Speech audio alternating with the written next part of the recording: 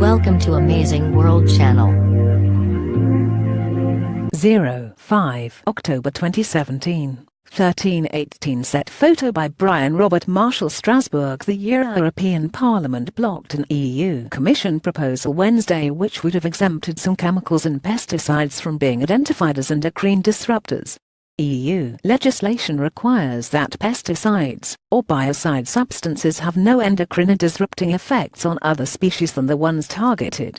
To apply this legislation, the EU needs a list of scientific criteria for identifying endocrine disruptors. A UNEP report called endocrine disruptors a global threat, referring inter alia to the upward trends in many endocrine-related disorders in humans and wildlife populations. There is evidence of adverse reproductive effects, infertility, cancers, malformations, which could also affect thyroid function, brain function, obesity, metabolism, insulin and glucose homeostasis, it says.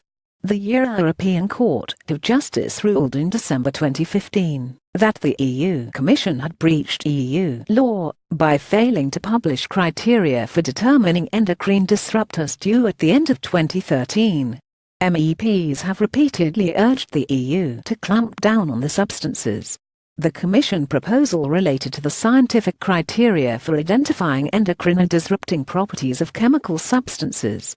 The identification of these scientific criteria is a first step towards measures reducing their presence and protecting citizens' health.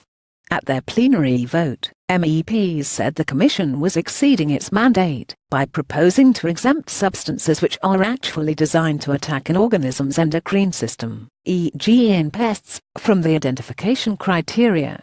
The objection was approved by 389 votes to 235, with 70 abstentions, producing the absolute majority needed to block the proposal. But the Commission has expressed exasperation with the Parliament's position.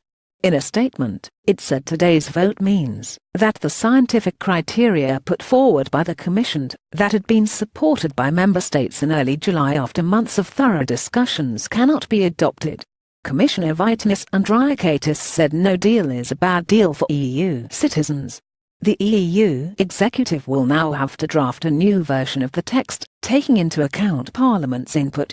Further information: European Parliament EP Research Agreement on Criteria for Endocrine Disruptors.